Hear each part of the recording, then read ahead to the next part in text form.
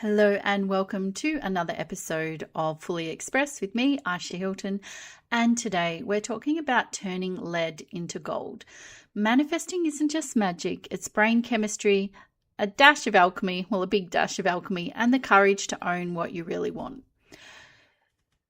So in April this year, I broke my own heart and I was in a relationship with someone I really loved and who really loved me.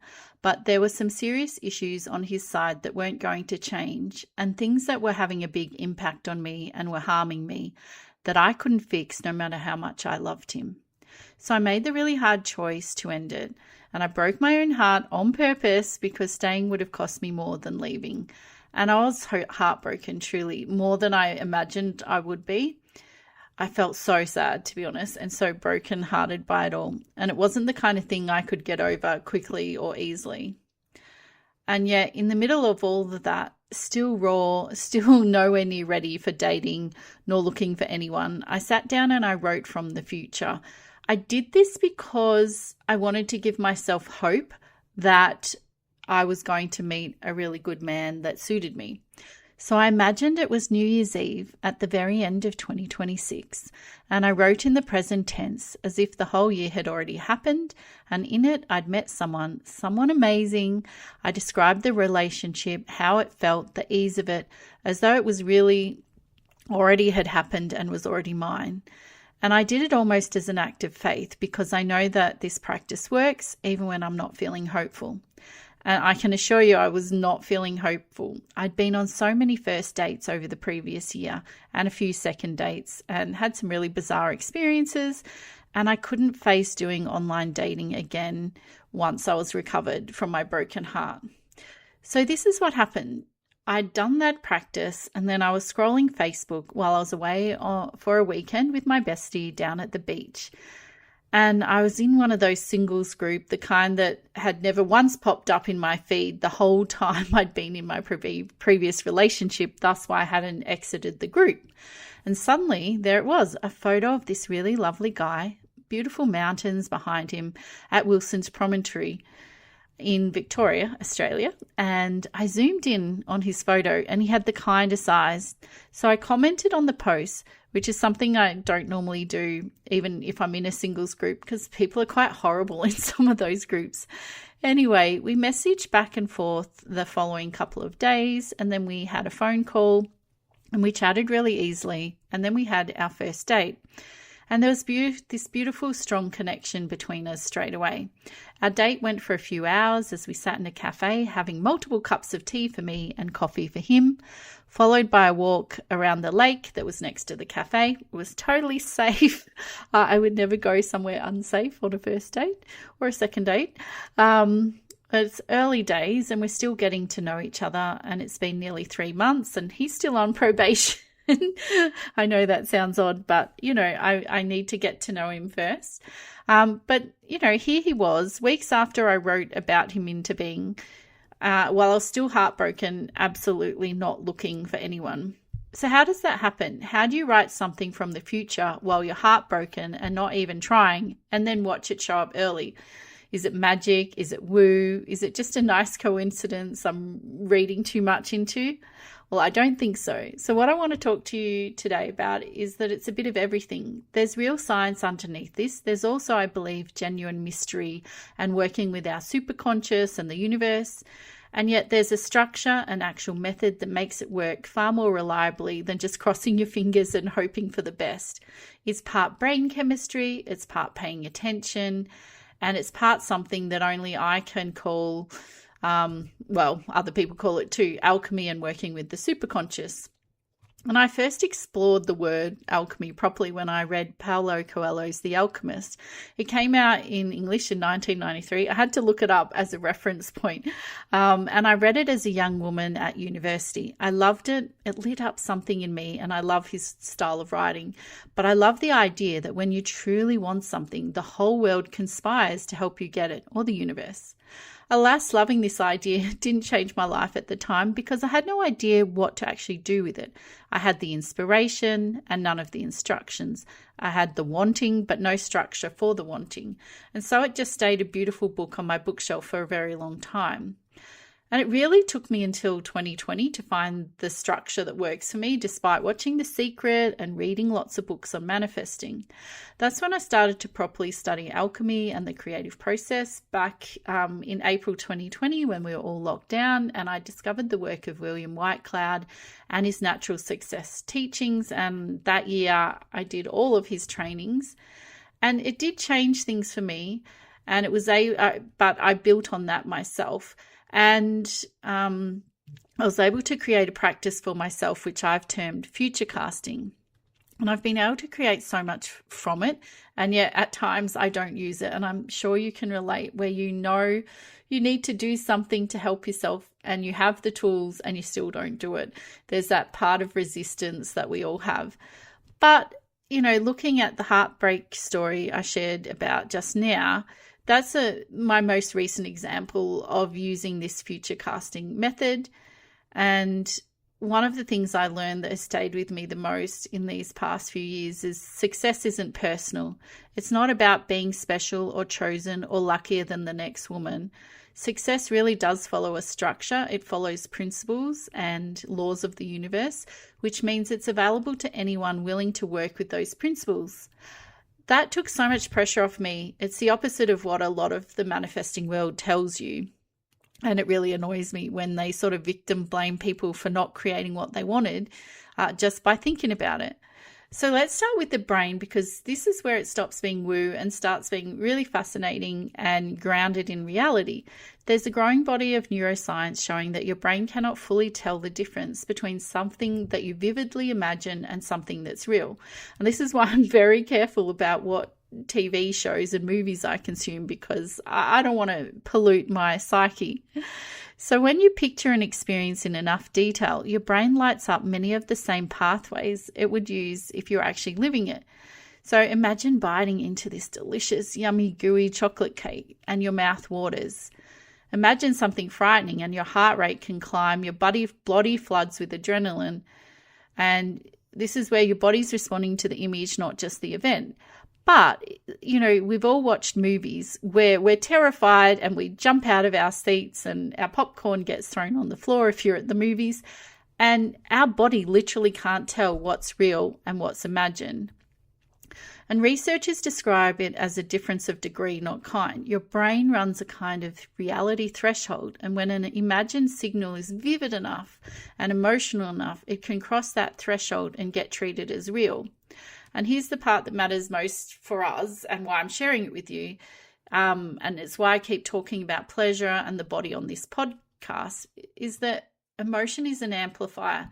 A dry, detached visualization does very little, but when you feel it, when you get it into your body, put music on, let yourself actually experience the joy of the thing as if it's happening or happened already, that's when the brain really takes the imprint. Mental rehearsal done with feeling creates real change, and athletes have used this for decades, imagining their success. And I've done it with my own son on the way to a golf tournament recently, where he we call it rear visioning, and I've got this from someone called Craig, who is amazing at sharing this with us, but I think it's a universal thing that other people know. But basically, you imagine yourself in the rear vision, you're looking in the rear vision of your car, and you've just come from somewhere and you're thinking about how great it was. So my son, imagine that we were driving home from the golf tournament and that he had won and that he'd played really well, and that even if he'd had a bad shot, he was able to get his focus back. And you know what? He won that golf tournament, and he loves this exercise, and he's only 14. So when I wrote from the future New Year's Eve self, I wasn't just listing what I wanted. I was feeling it as if it had already come true and something I'd already experienced. And I let myself feel what it would be like to be loved so beautifully again. And my brain took that seriously. And here's a point that I've just made when I was researching, like doing my notes for this podcast, is that it's a type of remembering rather than imagining. So I imagine that I'm remembering what's happened rather than imagining it. I know it's a little weird, tweak, but I find that helpful. And And there's a second piece, and this one is beautifully practical. I love practical things, and that's confirmation bias. We usually hear about confirmation bias as a bad thing, the way we only notice evidence that agrees with what we already believe. But it works powerfully in our favor too. So once you hold this clear vision of what you want, your brain quietly starts filtering the whole world for anything that matches this. This is where you've got your subconscious or your unconscious mind in alignment without you even realizing. And it's like when you're thinking about buying a certain car and suddenly you see that car everywhere. It was always there, but you just weren't tuned in to see it. So when you hold a vision of love or a full bookshelf with your name on the spine or a business that thrives, your attention retunes to that vision. You start noticing the opportunities, the openings, the people that were probably there all along, but you were too closed off or too busy or too heartbroken like me to see it. But there are always opportunities there. So, we say that look for the good and you're more likely to see it. And I don't think the universe delivered this gorgeous man to my door. I think I became someone who could notice him when he appeared. And I was open enough to say yes to that opportunity, even though I wasn't quite ready.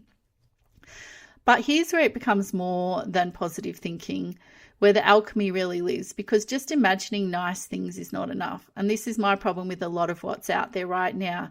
The be delusional or what do they call it? Delulu. And the lucky girl version of manifesting, where you're told to just believe hard enough and act as if, which, I partly agree with, but that version skips the most important step, and it can be a bit cruel because when it doesn't work, you're left thinking you didn't believe hard enough and somehow it's your fault. And there's sort of this weird victim shaming in our world when, you caused yourself to have cancer and stuff like that. Really pisses me off. Anyway, but with real alchemy, the old alchemists were trying to turn lead into gold, and that process has 3 parts, not just one. First, you need a strong vivid vision of the gold, the thing you most desire and what you want to create. I call this the desired end result. But secondly, this is a step that a lot of people skip. You need to have a clear look at your current reality. This is the lead. It's like ignoring your finances and wondering why you've got no money. Where you are actually right now is important, and you don't want to sugarcoat that. And the third part, so we've got our clear vision, we understand where we're at right now, and we've taken off our rose-coloured glasses there. And then the third step, we need to build a bridge between our current reality and the desired end result. So we're building a bridge between these two. And the path from here to there it requires action, not just wistful thinking. So vision, current reality, and the bridge between them, that's what real alchemy is. And notice that it asks you to hold 2 things at once, the dream and the truth of where you are, without collapsing into either one, which if you've been listening to my podcast for a while, it's a thread that runs through everything I talk about. I don't know why, I've just realized that while I'm talking to you, but holding two things to be true at the same time, even though they're opposites. Now, I love Carl Jung, and he took alchemy seriously, by the way, which I love, because it means this isn't just fluffy. He read the old alchemical texts as a symbolic map of inner transformation. And turning of lead into gold is really about turning the raw, unformed self into a whole realized one. And he called it individuation. So when I talk about alchemy, I'm not talking about magic tricks. I'm talking about a genuine process of transformation, one that serious minds, much more serious and much more articulate and studious than mine, have studied for a long time. So where do I stand on all of this? I believe that manifesting and creating the true end result of what you desire is both science and it has a bit of mystery, which I love. Who doesn't love a little bit of woo, as long as it works? So you don't have to choose between understanding real brain chemistry and, we've got brain chemistry, real attention, real structure, and then something we can't quite explain, which is a bit of magic. And you look at how fast this new man arrived, the timing of things, it really happened fast. So the other thing I want to talk about is, manifesting not from a place of force or lack. I'm not white knuckling my vision into it being true, through sheer hustle. I do it from rest, from that real beautiful feminine creative energy, and from pleasure, from being in my body and feeling good and writing from a place of joy rather than desperation. I generally think we manifest more from softness than from strain.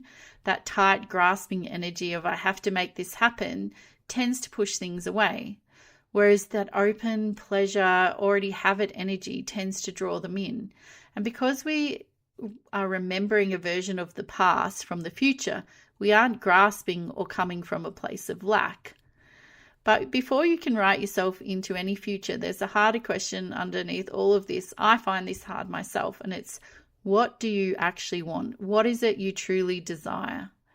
Now that not what you think you should want, not what your family expects or what looks impressive or what everyone around you seems to be chasing, but what do you truly desire? Because most of us have never really asked this of ourselves. We've filtered out our wanting through so many layers of shoulds that we've lost the thread of what we truly desire. And I know this intimately because I got it wrong for so many years. When I was young, I wanted a career in a big, important business. I wanted to feel significant, and I got it. I ended up at an international consulting firm, but the success was hollow. I did not fit the mold of that company at all. Had way too many emotions for that environment, and I'm a people person, and I was working in this very buttoned up, almost robotic world and working ridiculously long hours. And the day that I quit that job was the day that my stepdad's mother was very ill and we thought she would die, and they wouldn't let me leave even though it was 7 p.m. And I just knew that I took my cup, I left my laptop, and I knew I just couldn't go back. I'd already been crying every day on the way to work. Like, I really was not in a good way. But that was partly because I was being bullied by a boss who was humiliating me daily at work, and I didn't have the courage at the time or the bravery to stand up to him and actually take it to HR, which I do actually regret. Anyway, I was in this position because I thought that was my true desire, but I couldn't see that what I really wanted was freedom, the freedom to creatively express myself in 100 different ways. And for those of you who know me, you know I'm always creating new things, and that's just my nature. And it's not everyone's nature, not everyone needs that, but I need that. But I couldn't see it at the time. And here's another example of when I went to university. I wanted a degree, but I wasn't clear about what I wanted. And I somehow enrolled in the Australian National University, ANU, in Canberra in a Bachelor of Economics. I've never had the slightest interest in economics, and to this day I'm not sure how it happened, but I was with my brother and he was going to Canberra to uni, and I wanted to go with him because I adored him, and I still do, and I wanted to be near him. So there I was studying something I didn't care about at all.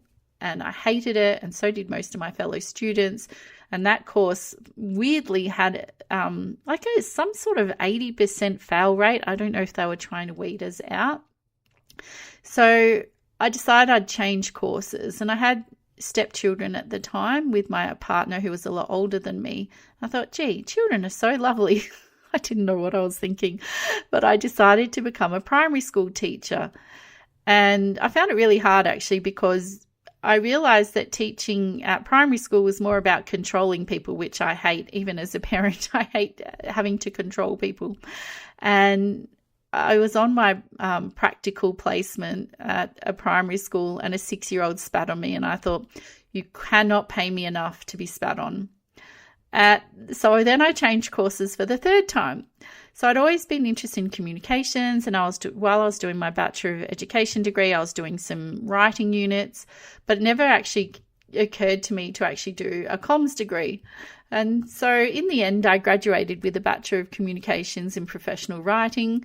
Well, half of it's in teaching and half is in education, and I really loved it. And then I started my career that way.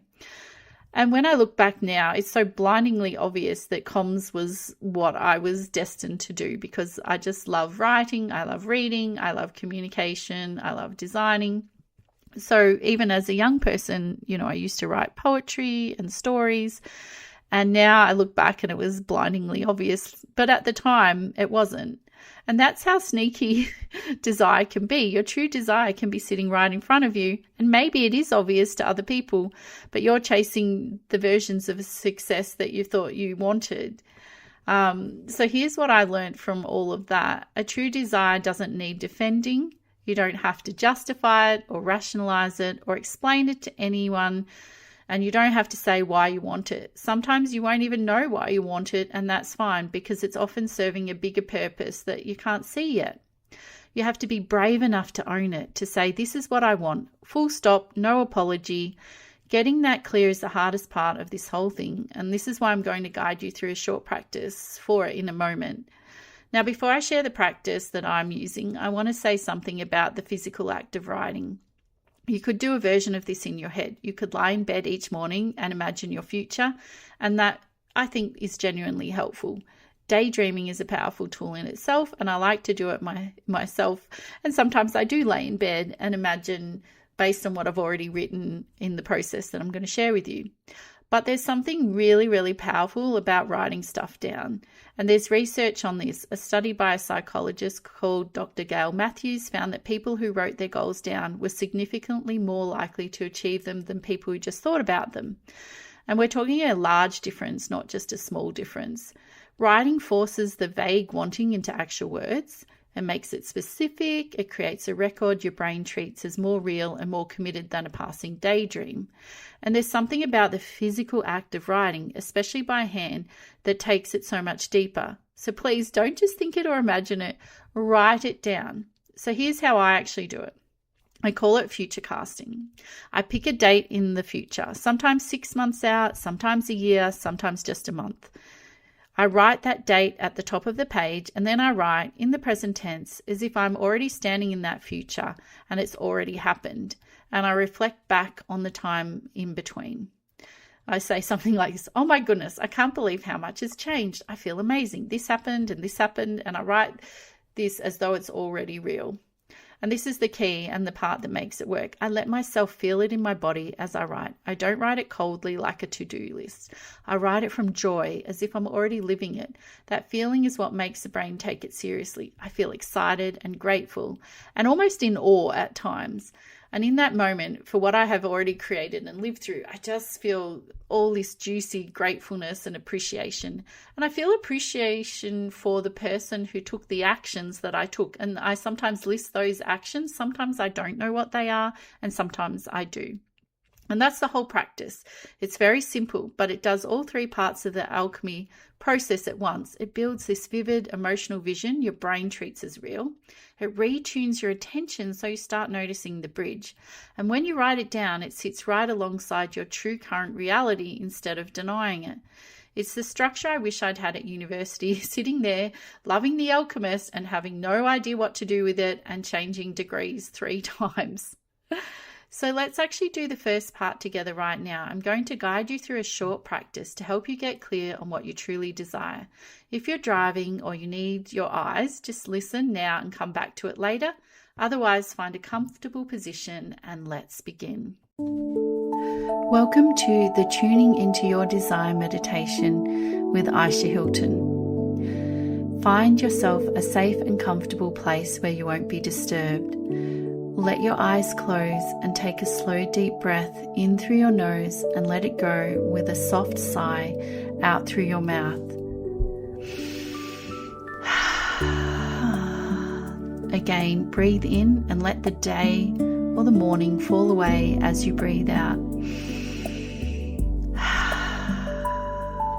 Let your shoulders drop. Let your body be held by whatever is underneath you. There is nowhere to be and nothing to fix for the next few minutes.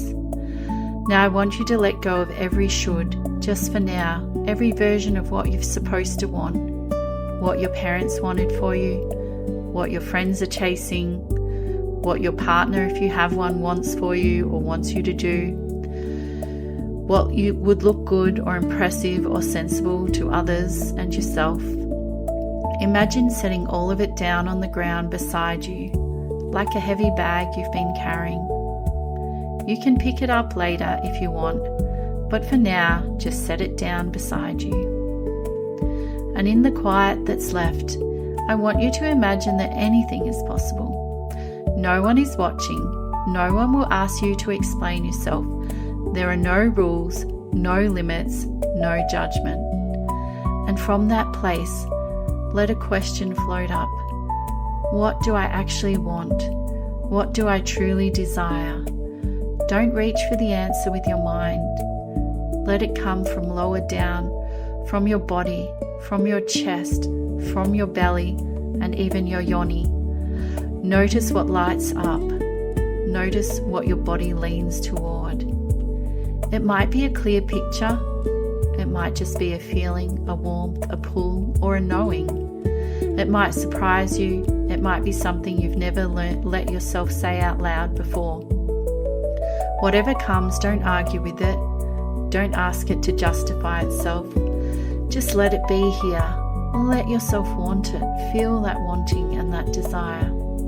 And if nothing clear comes, that's completely okay. Just ask a quieter question. What would freedom feel like right now? What would it feel like to feel free and to feel more alive?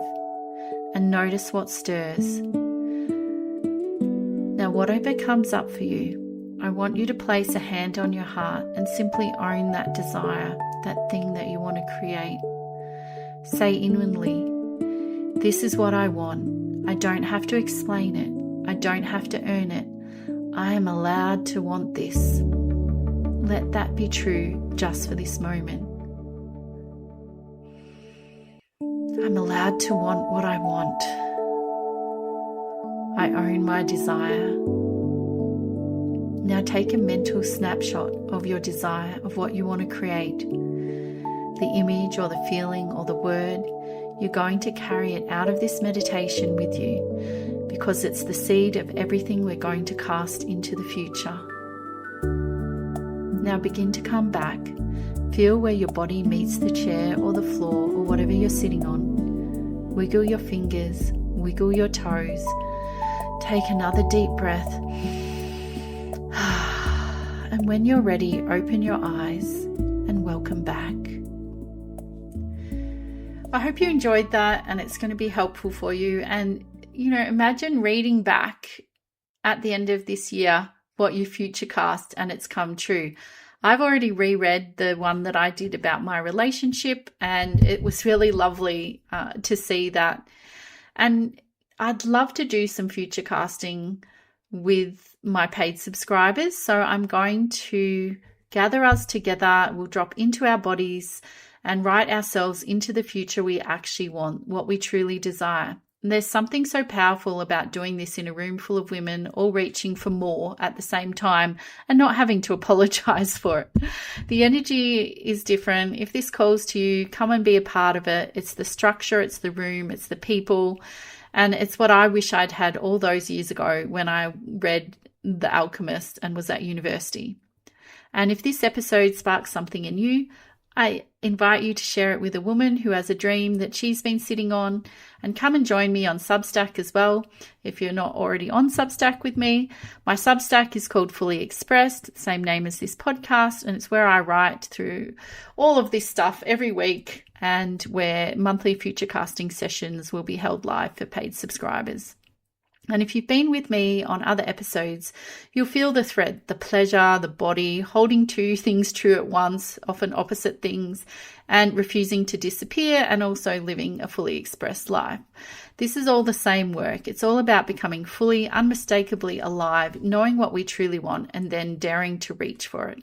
The desire meditation we just did together is also available on its own for my subscribers, so you can come back to it anytime you like if you need clarity and to do the process again.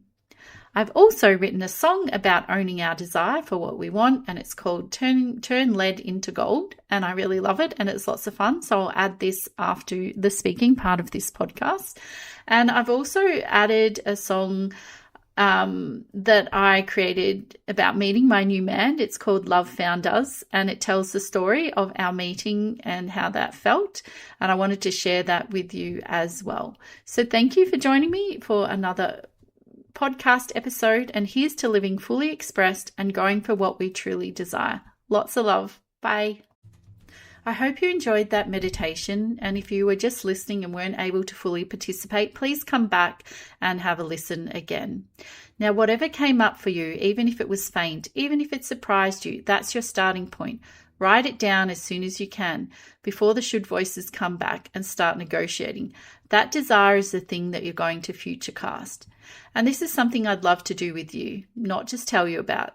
Once a month, I'd love to gather my paid subscribers together and do some future casting. We'll drop in, get into our bodies, and write ourselves into the future we actually want. And there's something so beautiful and powerful about doing this in a room full of women all reaching for more at the same time and not needing to apologize for that. The energy of it's different. If that calls to you, come and be part of it. It's the structure and the room and what I'd wish I'd had all those years ago.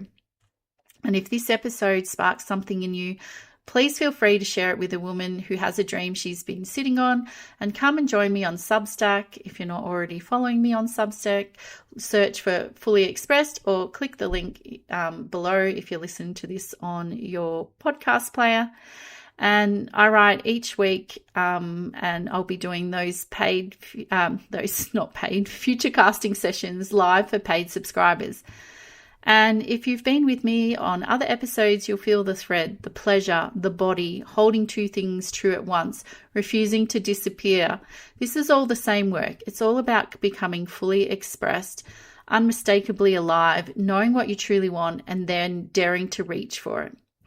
The desire meditation we just did together is also available on its own for my subscribers, so you can come back to it anytime you need to get clear again. I've also written some music as usual. Now I have a new song. It's called Turning Lead into Gold, which encapsulates what we've just talked about. And then I've also added in a song that I wrote about meeting my new man, and I thought you might enjoy that as well. So I will have that at the end of this episode, which will be in a moment. And I've also got a previous episode that you might be interested in called The Heartbreak of Self-Betrayal. And that's where I really talk about how I abandoned myself in that previous relationship and how I've made a promise not to do that again. So I look forward to seeing you, well, not seeing you personally, but having you listen to me on the next episode. And here's to living a fully expressed life and going for what we truly desire. Lots of love. Bye.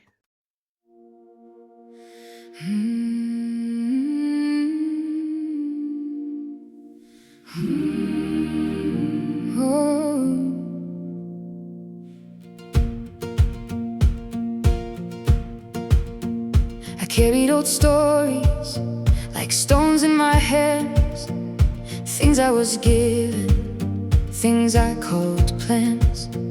I followed the map that somebody drew, till I heard a quiet whisper saying this isn't you.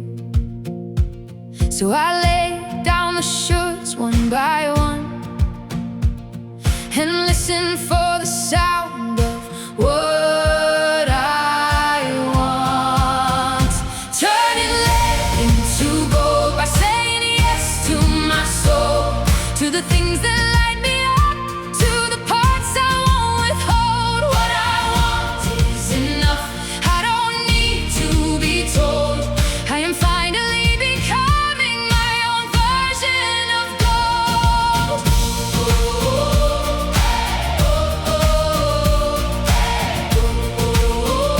My own version of gold. I wrote from the future like it had arrived, a woman more honest, more open, alive. I felt it before, I could see it unfold, a spark in the darkness, a thread I could hold.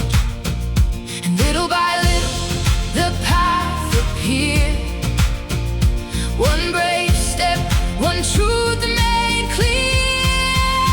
Turning lead into gold by saying yes to my soul, to the things that light me up, to the parts I won't withhold. What I want is enough. I don't need to be told. I am finally becoming my own version.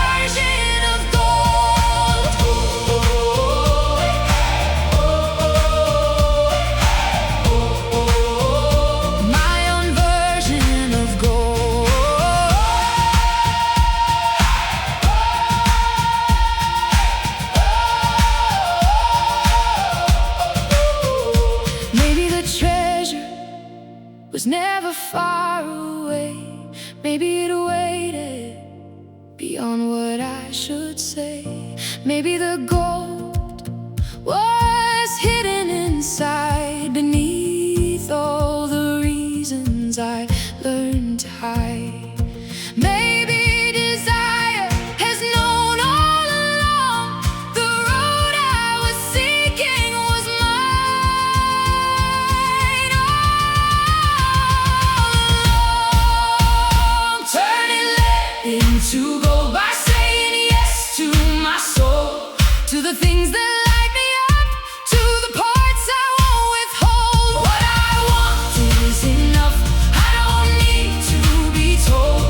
I am finally becoming my own version of gold. I am allowed to want it. I am allowed to know. I am becoming my own version of gold. My own version of gold. My own version of gold.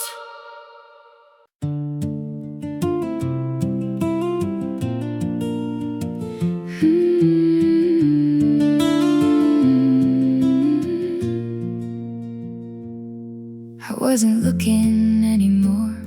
I put my hopeful heart away, still bruised from a love that wasn't safe for me to stay, carrying wounds that hadn't healed, finding my way through the ache.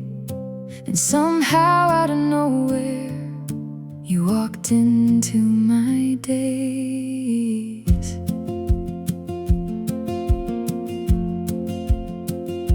I wasn't expecting this at all, still healing from what came before. But somehow we met with open hearts in ways we hadn't known before. You didn't ask me to be finished, didn't need me fixed or healed. You just met me where I was, my love, and we chose each other still. And something in me softened, something finally let go. You met me where I was, and I met you there too. No pretending, no perfect timing, just something honest, something true. And when I'm wrapped up in your arms, my whole body finally knows this is what it feels like to be loved soul to soul. You see the parts I usually hide, the fears, the dreams, the wounds. And somehow we meet each other in every conversation we make. We just seem to understand things like our hearts already knew.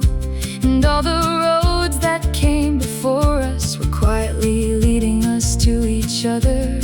And maybe love isn't fireworks, maybe it's something deeper than that. Maybe it's feeling safe enough to finally exhale and relax. Because when I'm with you, something settles, like my whole body finally knows. You feel like peace inside the chaos, like the safest place I've known. I wasn't sure I trusted love again, but somehow I let you in. You met me where I was, and I met you there too. No pretending, no perfect timing, just something honest, something true. And when I'm wrapped up in your arms, my whole body finally knows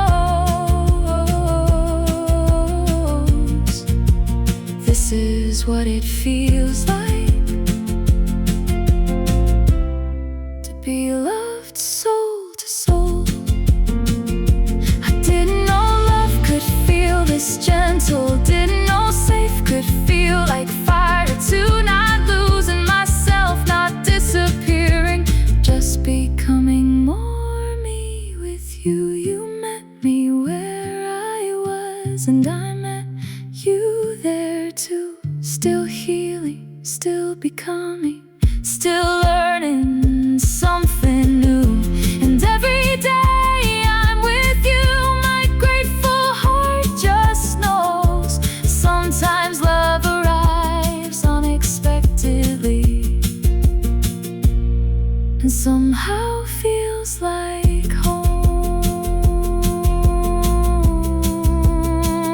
I wasn't looking, and somehow